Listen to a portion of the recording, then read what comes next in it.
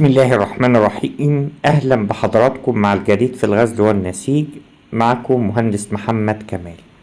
النهاردة في خبر كويس إن السعودية بدأت تنشط خط السكة الحديد من المنطقة الشرقية في ميناء الدمام إلى حدود الأردن إلى دول الشمال. ومع تصاعد الحرب الأمريكية الإسرائيلية وفشل المحادثات برضو بدأت أسعار القطن ترتفع. يعني النهاردة 66، كانت 64، 67. العقود الآجلة ممكن توصل ل70.